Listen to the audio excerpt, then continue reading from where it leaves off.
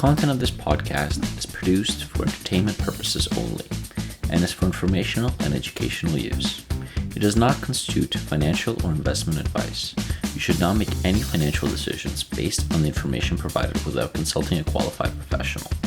All opinions expressed are solely those of the host and guest and do not reflect the views of any company or organization. The hosts and or guests may currently own, have previously owned, or intend to own securities discussed in the content. The content produced here belongs to Daniel Andrea of 18 Degree Journal. It cannot be reproduced or used without prior permission. We do not wish for this content to be used for AI training and do not give such permissions.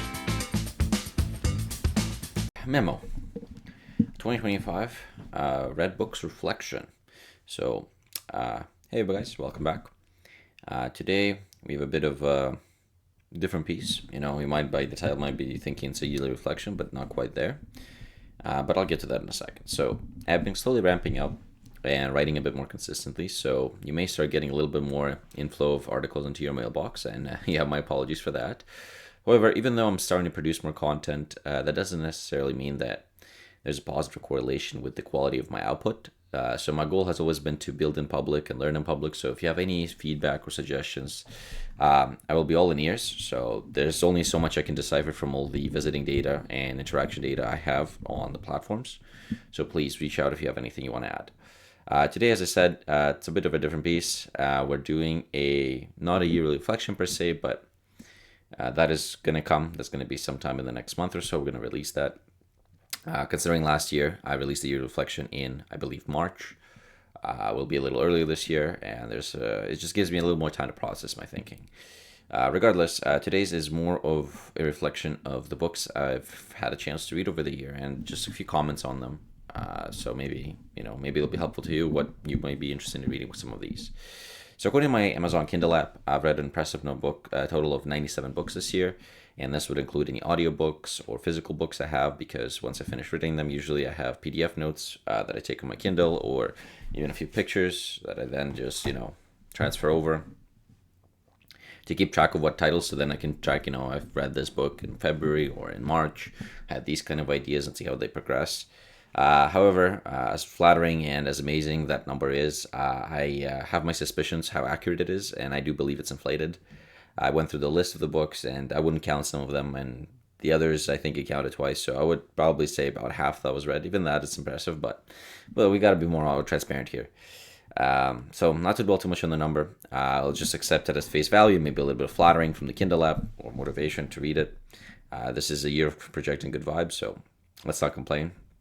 Even then, there's a lot of books that were consumed and a lot of ideas that were processed, and as I think it's a good idea to just sit down for a second, to go over some of the books, to distill some of the ideas that inspired or triggered something without me.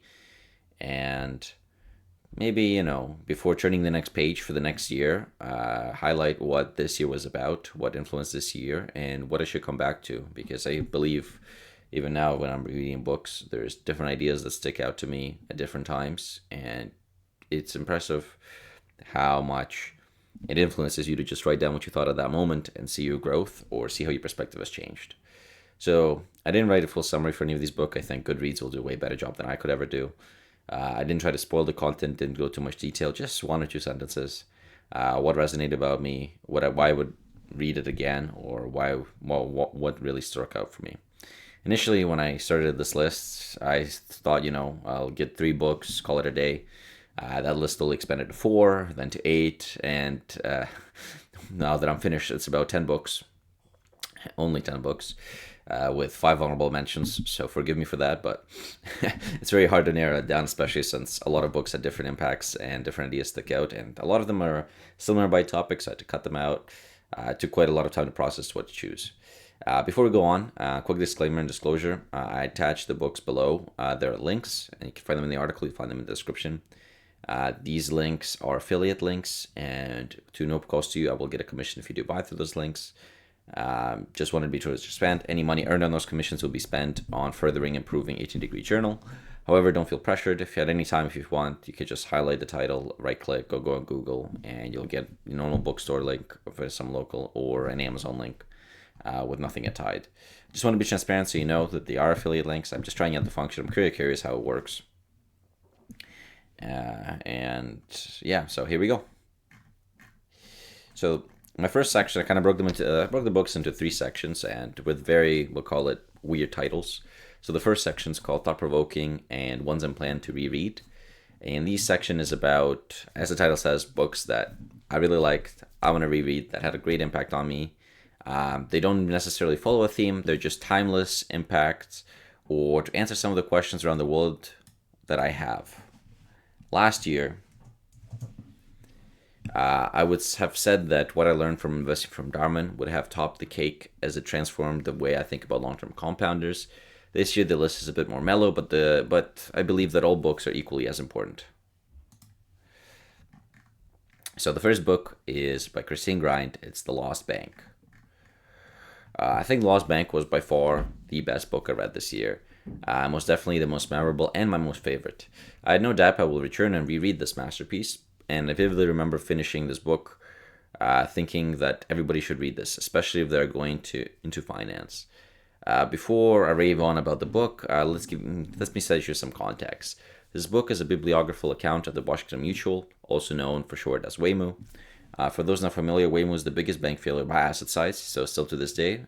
You can debate, there's a few other ones if you measure it a bit differently, but they had $307 billion in assets, of which 188 were in deposits. Recent bank failures, just to give you some context, was the First Republic Bank in 2023, that was $229 billion in assets, Silicon Valley Bank also in 2023, $209 billion, and Signature Bank, that was $110 billion. So all of these were smaller. So, as you might assume, this bankruptcy was going during the Great Financial Crisis, or the GFC, and the author does an excellent job at displaying the outright corruption practices of the time through the company's growth and demise. Christine, the author, did such an incredible, outstanding job on lighting a light on some of the bigger issues during the GFC, and made me, a person born too late to be mature during the financial crisis, start puzzling more of the pieces together of what happened at the time. Reading the book, I was consistently in a state of shock. I could not believe some of the events, and don't get me wrong, it's not the first book that I've read about the GFC. It just showed a different side of the human element that made me understand the innocence and the fraud incentives that were at play, and how the party just kept on railing on. To reiterate, reading the book was a bit of a transformative experience for myself. The biggest feeling I had walking away was utter shock. I had to Google and verify certain facts just because they were so unbelievable to me and I could not believe they're real.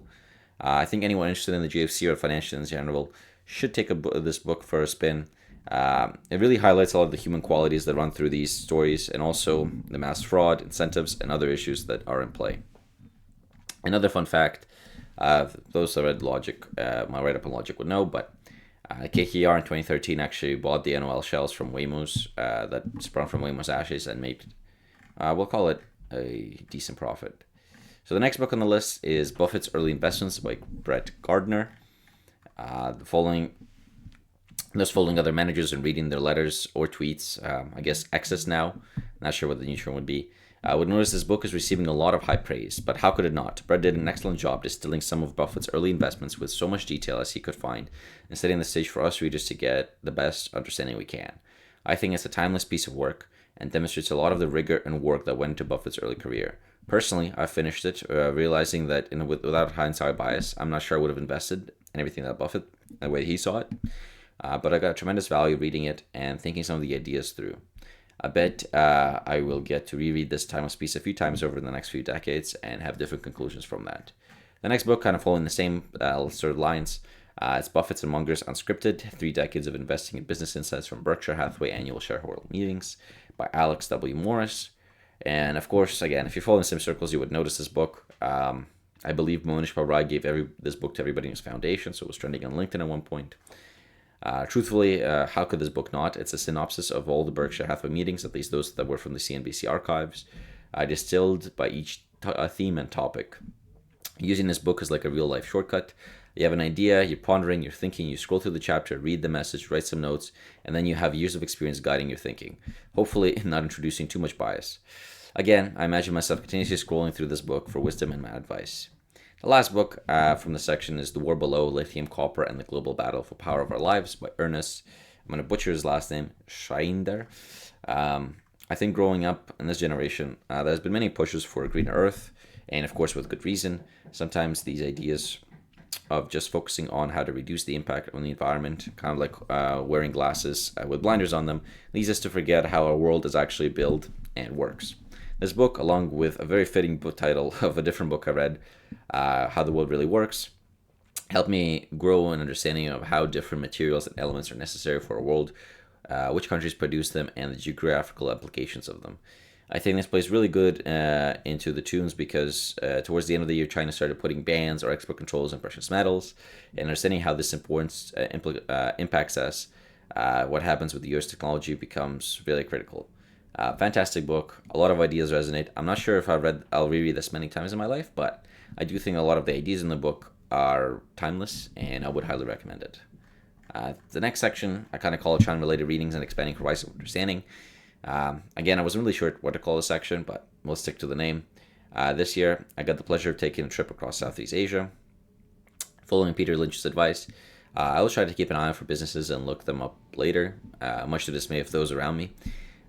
During this trip, when I would research these companies, those with much English information online anyway, I realized there was much I didn't know about this side of the world, and I have been making continuous efforts to understand it better. Some of these books were part of that desire, others were to try to find what I didn't really know. Granted, I was the most limited by a Western perspective as I read these books in English, but hey, better than nothing, right?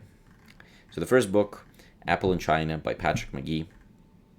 And I think this book, first of all, was aggressively recommended to me by a close friend of mine, and I have to hand it to them. It is a masterpiece in its own right. The book prompted me to think about how China manufacturing sector arose, how America influenced to help build it, and others such around the world. How all the global corporations are intertwined into the success of this peaceful time, and the cost of achieving the scale of manufacturing we have today. This book does focus on Apple specifically, however, you could interpret other businesses and other reliances on the China trade, Taiwan included as well. Now, I know that Apple and other companies are diversifying away from their concentration of operation towards India and Vietnam, and some operations back in the States. However, reading the book, the scale of the challenge is really brought forward, making you believe there is a journey to summit Mount Everest in order to get it done. Made me question how safe many corporation is from decoupling of our economies, and the risk of the US-China relationship trending in the wrong direction for a destabilized world. It also reinforces my belief that the China risk for Chinese equity will also heavily impact other world equities. One such example, of course, is the book's muse, Apple. Apple depends on the scaled operation of manufacture a mind-blowing number of units daily, and today that scale is not feasible elsewhere. If I could only give 2 books to recommend this year, it would be this book and The Lost Bank, because, my God, they made me ponder and think for weeks. The other book, next book, is To Overthrow the World, The Rise and Fall of Communism by Sean McGee. First of all, I find it really funny that you can't find an affiliate link for this book. I also have some international friends that struggle to find it available, perhaps in a stroke of irony as a fitting complicated fate for a book on communism. Now, I don't know whether it's because there are conflicts with the publisher or some rights are missing, but I find this kind of ironic. There was much to take from the book itself, but a highlight for me was the deeper dive into Karl Marx. I knew the man, I knew his ideas, I knew his book, but not some of the details, especially his early life. Some of the background and the characters surrounding socialism was also really enlightening. I definitely walked away from this book knowing more than I did before, and I think those who know a little about the topic would appreciate this book for enlightening them or broadening their horizons. The last book in this section is House of Huawei, The Secret History of China's Most Powerful Company by Eva Doe. And I've already mentioned this in a memo earlier this year, so you should be familiar with it. I've read The House of Huawei. I know, of course, there's a drawback that all these books, again, written from the Western perspective, but even then, House of Huawei made me think a lot about monopolies around the world, about the concentration of how we treat one people versus another. And I think it's important that the biggest technological companies, especially in the West, that we don't know, Huawei is huge around the world, and it does get used extensively. So a little bit of history might help, not broaden only my horizon, but yours as well. The next section is, I called it Fun Easy Reads That Created Fun Experiences. I know my naming sense is not the greatest, but this section is a section of books that didn't take much mental energy to process or to think, and they were enlightening and fun. First book, The Lego Story, A Little Toy Sparked the World's Imagination. And I'm well aware that there's an animated film with the same title, The Lego Story. However, this book is a different beast. It follows a bibliographical account of the Lego company and the small town of Billund, Denmark. This book teaches you a lot in direct lessons, such as how family business evolves and what issues arise with succession, family togetherness, concentration of operation, how time is changed by a company, and the different aspects of community, all throughout the lens of the Lego progressing from a small shop making wooden toys to an international house with plastic bricks. I had the pleasure of listening to this book with my girlfriend on our drives, and I can confidently say there's so much to enjoy from this content. Next book, Junk to Gold, From Salvage, the World's Largest Online Auto Auction by William Johnson. This book is a mere 188 pages, but let's not let that small number fool you into overlooking that there are 188 pages filled of pure gold. Throughout this book, you get a glimpse of how America itself has evolved and the lessons hidden between the lines of properly managing your business, your partners, and your priorities in life. You can easily finish it in one sitting, and you won't be disappointed. The next book, Source Code My Beginnings, written by Bill Gates. And as I'm writing this, I know Bill Gates is surrounded by a lot of controversy, and if it's all true, it's horrendous and disgusting. However, truthfully, I'm not 100% in all the details, so I'll take a step back and just view it as the man who built arguably the biggest and most important components of the 20th and 21st century. Like it or not, Microsoft has become a dominant power in the world, and getting this rare glimpse from the one who built it himself, I know bias, etc., but let's ignore that for a second, is a very rare treasure. You learn a lot of things from Bill Gates' early life, maybe a few facts about Microsoft that you didn't know, and how it came to be. Of course, it doesn't tell you the full history, and even the snippets allow you to piece together a bit more about the company and the entrepreneur. So here's our honorable mentions. So yeah, I'll keep this very short and really quick. Who is Government? The Untold Story of Public Service by Michael Lewis. I think it's a very well-written book and a unique collection. It gives you a perspective on something not a lot of people think about, the contribution of public service workers. I learned a lot throughout the eyes of the journalists and their essays, and please feel free to check this out. The next book, as one of my favorite books on oil, is called The Frackers, the outrageous inside story of the new billionaire wildcatters by Gregory Zuckerman. I think it's one of my favorite books, as I said, on oil, though it doesn't give you much practical business or investing information about the industry. I think it's a very entertaining book. I personally quite enjoy it. I probably end up revisiting a couple times, as this is already my second time reading it. The next book, also filled with controversy, is The Fund by Ray Dalio, Pritchard Associates. Sorry, it's not by Ray Dalio, it's about Ray Dalio by Rob Coupland.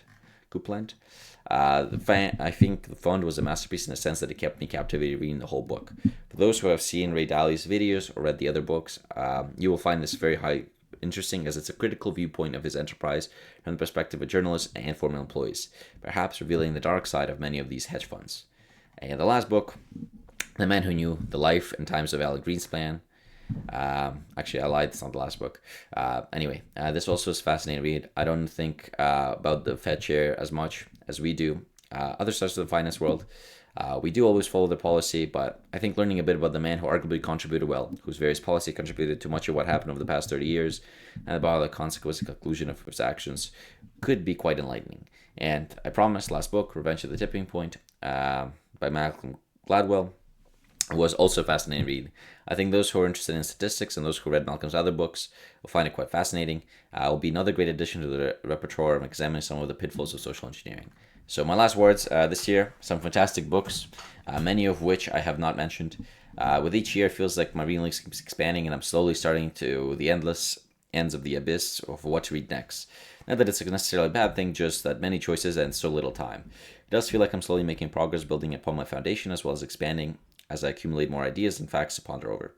Hopefully, you enjoyed this mini reflection, and if you have any book recommendation or questions, please feel free to reach out. Cheers, everybody.